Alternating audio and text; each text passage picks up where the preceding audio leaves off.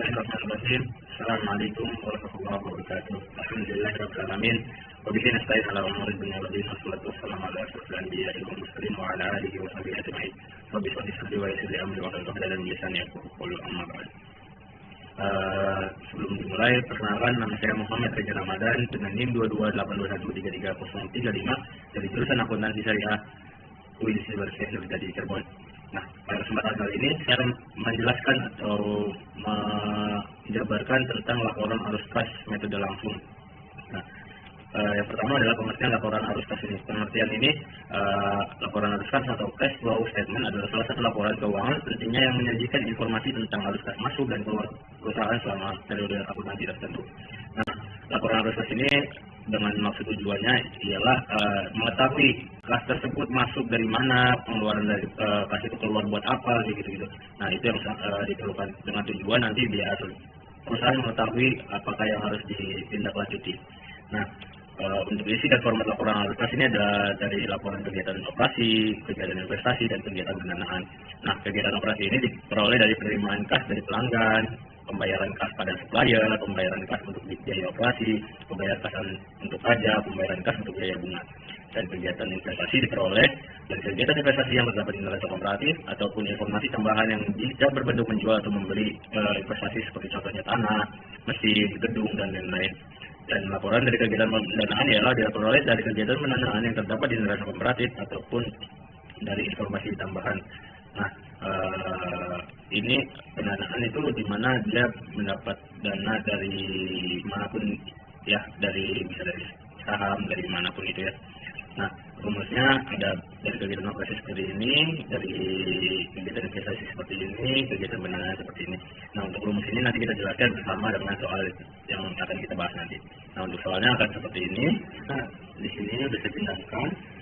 Di sini ada neraca komparatif dan di sini ada laba rugi dan ada informasi. Yang pertama-tama yang kita lakukan adalah kita hitung selisihnya terlebih dahulu. Nah, cara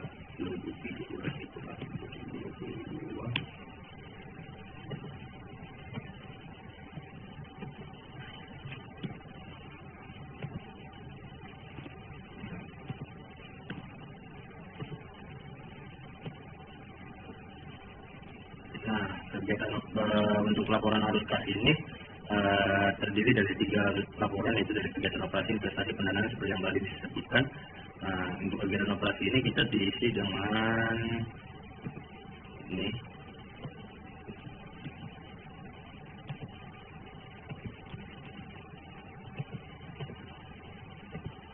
Nah, dapat dari mana?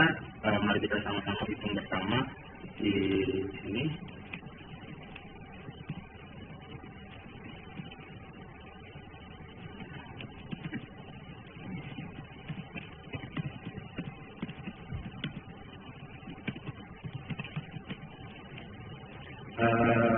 Yang pertama yaitu kita nilai hitung penjualan atau pendapatan yang didapat oleh perusahaan PT Supatuan ini yang diperoleh dari laporan laba rugi. Nah, laporan laba rugi. Nah, ini dia pendapatan atau penjualan yang diperoleh oleh PT Supatuan.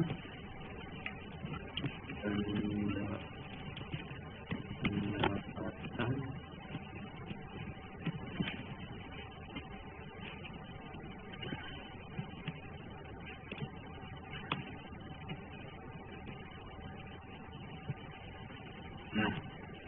terus selanjutnya mari kita lihat ke rumus. Nah, penerimaan kas dari pelanggan ini dari penjualannya penurunan, lihat dari selisihnya apakah nilai piutang usaha ini naik atau turun. Nah, selisihnya kita lihat nilai piutang usaha di neraca komparatif. Piutangnya, nah, dia mengalami kenaikan sebesar 19 juta rupiah ya. Maka kalau dia naik, tandanya ini dia, kenaikan piutang usaha, maka ini dikurangi di sini ada kenaikan piutang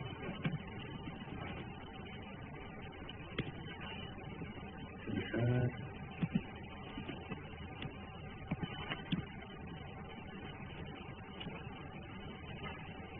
berarti kemudian ini dikurangi tunaikanlah 223 juta ini. Nah, 223 juta ini adalah penerimaan kas dari pelanggan. Baik, setelah didapat 223 juta ini, kita pindahkan saja di sini.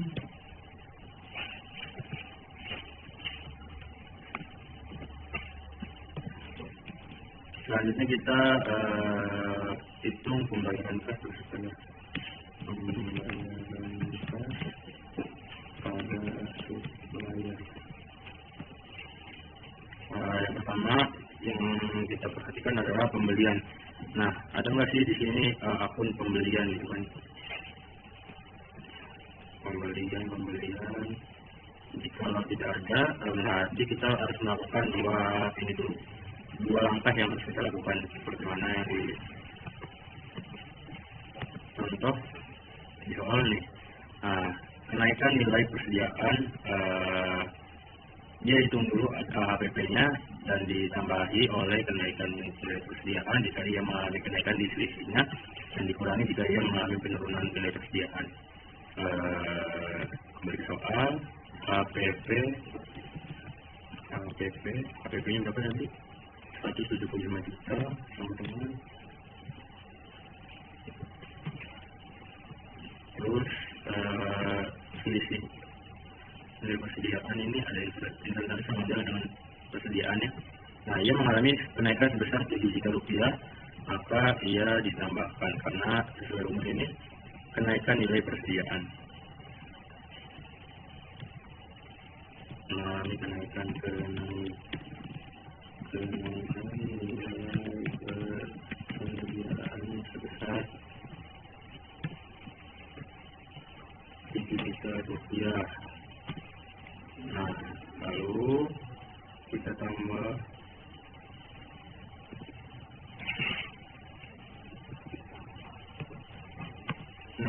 ditemukanlah 182 juta. Kalau sudah selesai belum? Nah, ini adalah kita baru dapat nilai pembeliannya saja. Nah, apalagi yang perlu kita lakukan? Nah, kita lihat nilai utang usahanya. Nilai usahanya itu apakah menurun atau naik? Selanjutnya kita lihatlah nilai utang usahanya. Utang dagang. Nah, ini nih, dia mengalami kenaikan sebesar 14 juta. Nah, kalau naik berarti dikurang sama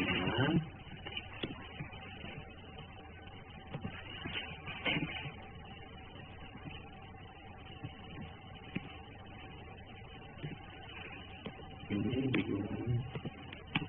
Nah, ini adalah kenaikan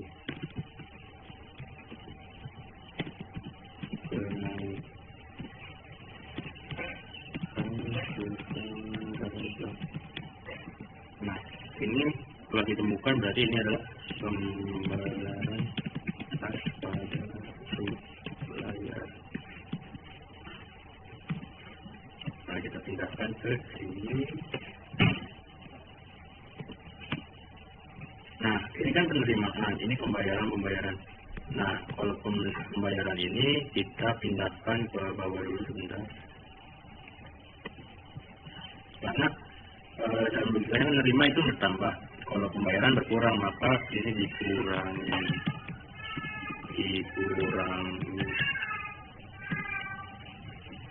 Nah, untuk selanjutnya adalah pembayaran kas untuk biaya operasi.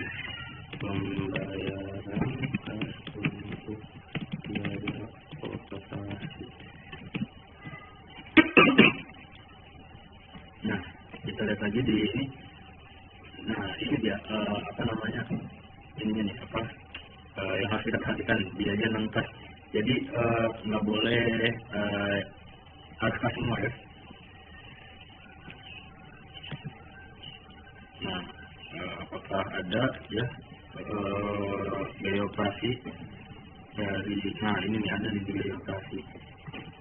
Biaya operasinya sebesar 24 juta, biaya operasi sebesar 24 juta. Nah, di sini kan ada kenaikan biaya dibayar di muka ataupun penurunan utang biaya keluar. Mari kita lihat diketahui apakah ada dibayar di muka dan utang keluar.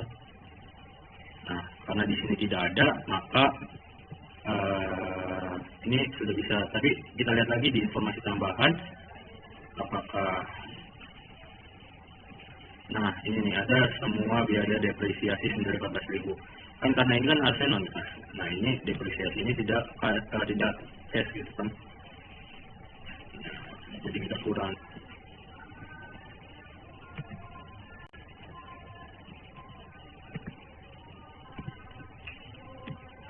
Maaf karena ada perbedaan ini. Nah dia kan mengalami kenaikan ya. Kemudian dia nambah, masih ada utang, jadi dia nambah kan. Jadi dia naik sebesar 1 juta rupiah. Maka dikurangi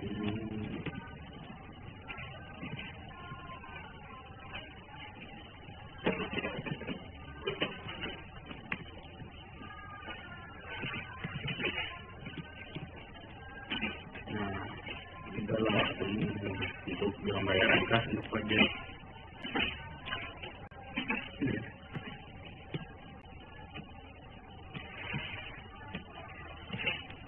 Nah, untuk yang terakhir di kegiatan operasi ini adalah biaya bunga. Nah, dari 5 aset ini nggak semuanya ada ya, barangkali ada yang UMKM yang belum punya hutang atau usaha yang belum punya hutang, jadi dia tidak bayar beban bunga, maka dia nggak harus diisi semua gitu. Nah, terkait di laporan laba rugi ataupun deklarasi kooperatif apakah ada beban bunga. Nah, ini ada beban bunga ini sebesar 3 juta rupiah. Nah, beban bunga ini kita langsung turut sebelah karena tidak ada lagi ya, jadi beban bunga ini sebesar kembali temukan kita lihat ini.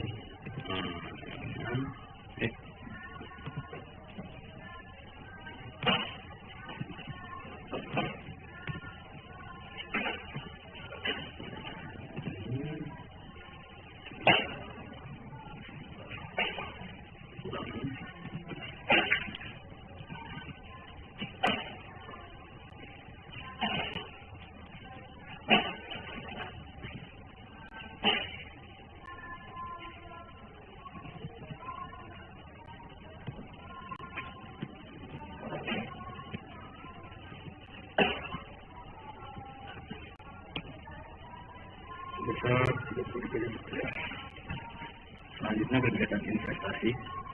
Kegiatan investasi ini dilihat dari aset jangka panjang. Aset jangka panjang yang ada di sama yang di lembaga kooperatif itu ya, seperti ini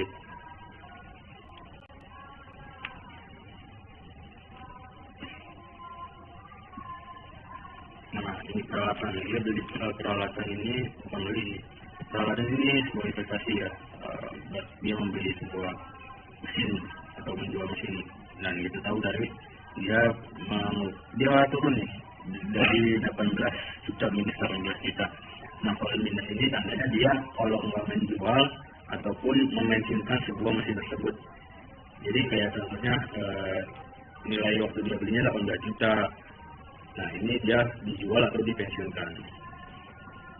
Terus sedikit lagi, ada peralatan yang dijual dengan harga. Nah, di sini ada peralatan yang dijual dengan harga penjual 500 tunai. Kos peralatan ini adalah ini. Nah, berbeda dengan metode tidak langsung ini.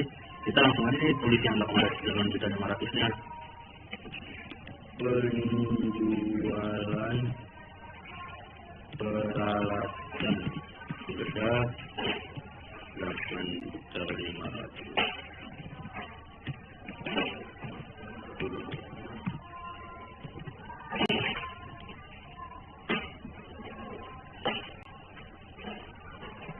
Kas diterima dari kegiatan.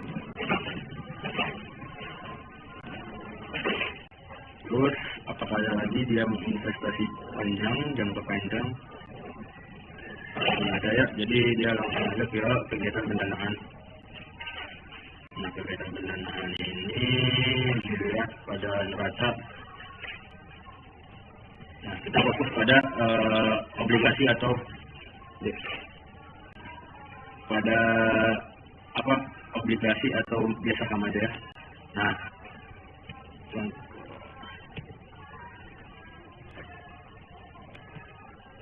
dia di sini sahamnya dia naik ya sahamnya, tandanya dia menerbitkan sebuah saham.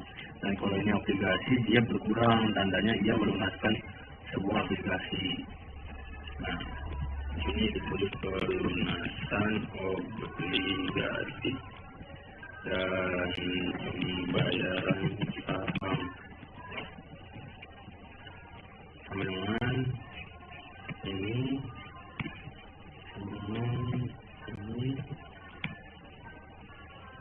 Nah, apakah ada lagi nggak kegiatan pendanaan yang ada di sini? Kegiatan pendanaan yang di sini, nah ini lihat dividen. Dividen itu kan dia diumumkan dibayarkan sebesar 25 juta. Tandanya dia si perusahaan ini memberikan dividen kepada para penanam saham yang ada di ini. Pembagian dividen.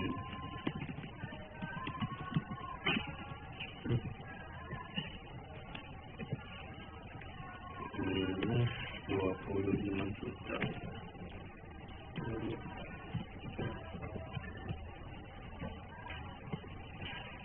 Kita jumlahin.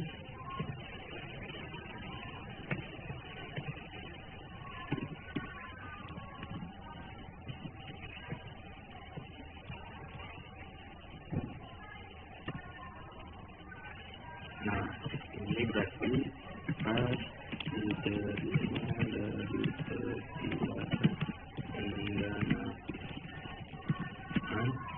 dan ini pas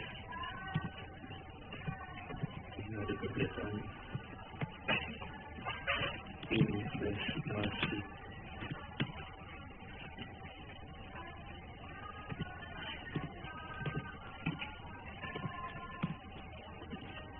Nah, tandanya kita sudah benar atau belum itu bisa kita lihat dari kita jumlahin ini.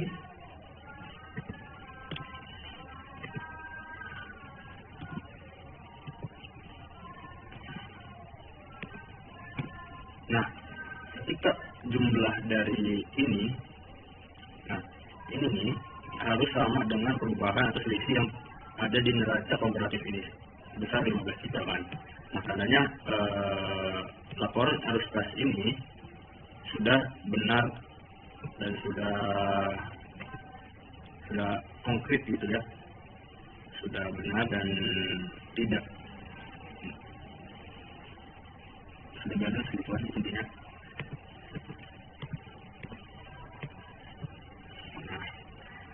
Kita coba lagi misalkan kan ini kan otomatis ini saldo di 2023, kalau yang ini kan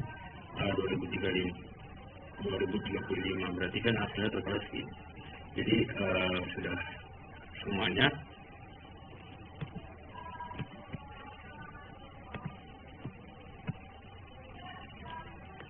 Akhir kata, terima kasih telah mendengarkan penjelasan saya dari awal hingga akhir. Mohon maaf apabila banyak kesalahan, kekurangan, berisik-berisik dan yang segala kekurangan yang ada di video ini. Mohon maaf kekurangannya banyak potong-potongannya karena saya lihat-lihat lagi sambil belajar lagi, dan kurang lebihnya mohon maaf. Wabillahi taufiq wal hidayah. Wassalamualaikum warahmatullahi wabarakatuh.